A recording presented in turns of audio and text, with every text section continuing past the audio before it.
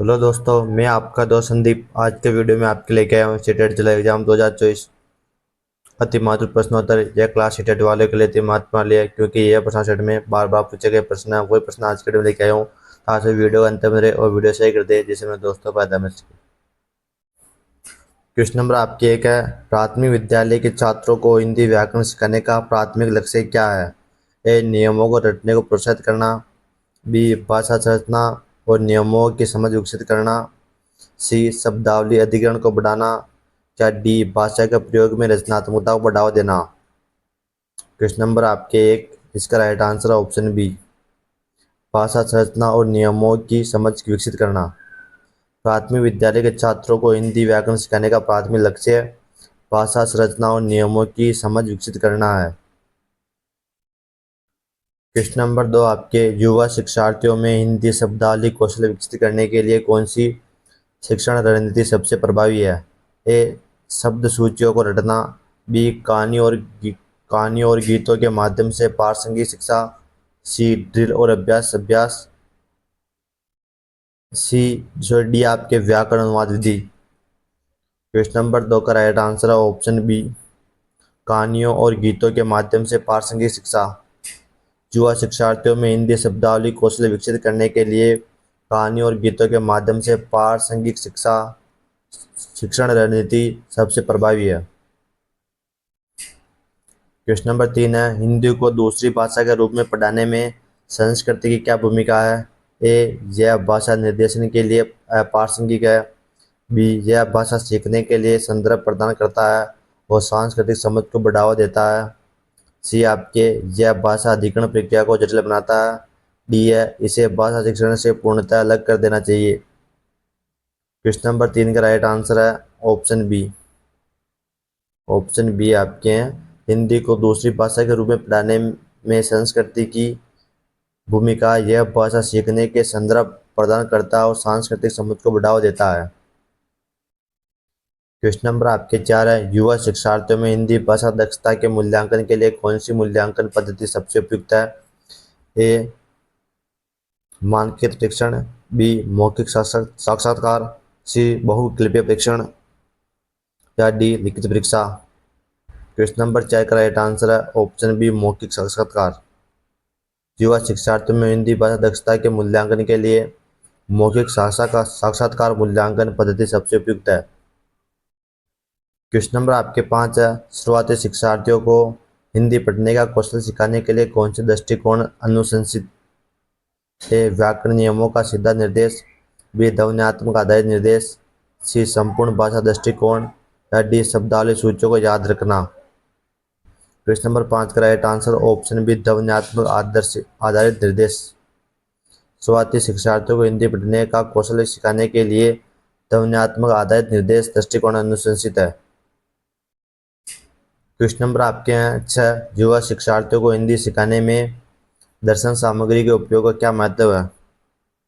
ए है, यह छात्रों को सीखने से विचलित करता है। बी है, यह समझ और धारणा को बढ़ाता है। सी है, यह भाषा सीखने के लिए प्रभावी नहीं है। डी है, यह केवल दृश्य शिक्षार्थियों को लाभ पहुंचाता है। क्वेश्चन नंबर छः का राइट आंसर है ऑप्शन बी, यह समझ और धारणा को बढ़ावा देता है। क्वेश्चन नंबर आपके छः, युवा शिक्षार्थियों को हिंदी सिखाने में दृश्य सामग्री के उपयोग का महत्व, यह भाषा यह समझ और धारणा को बढ़ाता है। क्वेश्चन नंबर आपके हैं सात, प्राथमिक विद्यालय के छात्रों में हिंदी लेखन कौशल विकसित करने के लिए कौन सी शिक्षण रणनीति सबसे प्रभावी? ए, पाठ्य पुस्तकों से वाक्यों की नकल करना। बी, श्रुतलेख अभ्यास। सी, स्वतंत्र लेख और जर्नलिंग। डी, व्याकरण के नियमों को याद रखना। क्वेश्चन नंबर सात का राइट आंसर है ऑप्शन सी, स्वतंत्र लेखन और जर्नलिंग। प्राथमिक विद्यालय के छात्रों में लेखन कौशल विकसित करने के लिए स्वतंत्र लेखन और जर्नलिंग शिक्षण रणनीति सबसे प्रभावी है। क्वेश्चन नंबर आपके आठ है, प्रौद्योगिकी को हिंदी भाषा शिक्षण में प्रभावी ढंग से कैसे एकीकृत किया जा सकता है? ए, पारंपरिक शिक्षण विधियों को पूरी तरह से बदलकर। सी, इंटरेक्टिव मल्टीमीडिया संसाधनों के साथ कक्षा निर्देश को पूरा करके।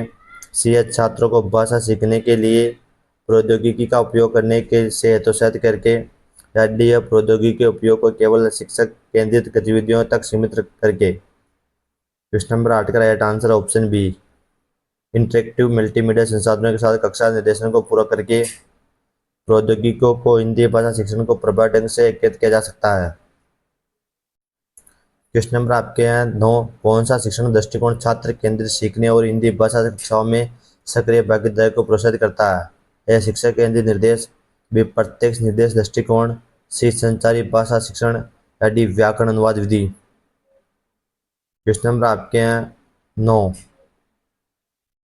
इसका राइट आंसर होगा आपके ऑप्शन सी संचार भाषा शिक्षण। संचारी भाषा शिक्षण दृष्टिकोण छात्र केंद्रित सीखने और हिंदी भाषा कक्षाओं में सक्रिय भागीदारी को प्रोत्साहित करता है। क्वेश्चन नंबर 10 आपके हिंदी भाषा कौशल को बेहतर बनाने में फीडबैक की क्या भूमिका है। ए भाषा सीखने के लिए अनावश्यक है, बी यह सभी भाषा उपयोग को सुदृढ़ करने में मदद करता है, सी यह छात्रों को गलतियां करने से हतोत्साहित करता है, या डी यह केवल शिक्षकों द्वारा प्रदान किया जाना चाहिए, साथियों द्वारा नहीं। क्वेश्चन नंबर 10 का right answer option B, yes सही भाषा उपयोग को सुदृढ़ करने में मदद करता है। हिंदी भाषा कौशल को बेहतर बनाने में फीडबैक की भूमिका है, यह सही भाषा उपयोग को सुदृढ़ करने में मदद करता है। क्वेश्चन नंबर आपके हैं 11, हिंदी भाषा शिक्षण में सांस्कृतिक संवेदनशीलता का समावेशन कैसे किया जा सकता है। ए सांस्कृतिक मतभेदों को नजरअंदाज करके, बी रूढ़िवादिता और पूर्वाग्रह को बढ़ावा देकर, सी प्रामाणिक सांस्कृतिक सामग्री और दृष्टिकोण को एकीकृत करके, या डी संस्कृति के बारे में चर्चा से पूरी तरह बचकर। क्वेश्चन नंबर 11 का right answer option C, Hindi भाषा शिक्षण में सांस्कृतिक संवेदनशीलता का समावेशन प्रामाणिक सांस्कृतिक सामग्री और दृष्टिकोण को एकीकृत करके किया जा सकता है। क्वेश्चन नंबर आपके 12, सभी भाषा कौशलों पढ़ना लिखना सुनना बोलना में हिंदी भाषा दक्षता के मूल्यांकन के लिए कौन सी मूल्यांकन पद्धति सबसे उपयुक्त है। ए बहुविकल्पीय प्रश्न, बी लिखित परीक्षा, सी प्रदर्शन आधारित आकलन, या डी मौखिक प्रस्तुतियाँ। क्वेश्चन नंबर 12 का राइट आंसर है ऑप्शन सी प्रदर्शन आधारित आकलन। सभी भाषा कौशलों जैसे पढ़ना लिखना सुनना बोलना में हिंदी भाषा दक्षता के मूल्यांकन के लिए प्रदर्शन आधारित आकलन मूल्यांकन पद्धति सबसे उपयुक्त है। क्वेश्चन नंबर आपके हैं 13, हिंदी कक्षाओं में सहायक भाषा सीखने का माहौल बनाने का क्या महत्व है। ए यह भाषा सीखने के लिए अप्रासंगिक है, बी यह शिक्षार्थियों को आत्मविश्वास और प्रेरणा को बढ़ावा देता है, सी यह भाषा अधिग्रहण प्रक्रिया में बाधा डालता है, या डी यह छात्रों के बीच प्रतिस्पर्धा को बढ़ावा देता है। क्वेश्चन नंबर 13 का राइट आंसर है ऑप्शन बी, यह शिक्षार्थियों में आत्मविश्वास और प्रेरणा को बढ़ावा देता है। हिंदी कक्षा में सहायक भाषा सीखने का माहौल बनाने का महत्व है कि यह शिक्षार्थियों में आत्मविश्वास और प्रेरणा को बढ़ावा देता है। क्वेश्चन नंबर आपके हैं 14, हिंदी भाषा कक्षाओं में विभेदित निर्देशन लागू किया जा सकता है। ये सभी छात्रों के समान शिक्षण दृष्टिकोण का उपयोग करके, बी व्यक्तिगत आवश्यकताओं क्षमताओं के आधार पर व्यक्तिगत शिक्षण अनुभव प्रदान करके, सी है केवल छात्रों की कमजोरियों पर ध्यान केंद्रित करके, डी है छात्रों की सीखने की शैली को नजरअंदाज करके। क्वेश्चन नंबर 14 का राइट आंसर है ऑप्शन बी, हिंदी भाषा कक्षाओं में विभेदित निर्देशन व्यक्तिगत आवश्यकताओं और क्षमताओं के आधार पर व्यक्तिगत शिक्षण अनुभव प्रदान करके लागू किया जा सकता है। यह वीडियो आपको कैसी लगी, लाइक करना, अच्छी लगी है तो कमेंट करके बताना कि आपने 14 में से कितने % सही किया, इसका तो आप कमेंट में करें।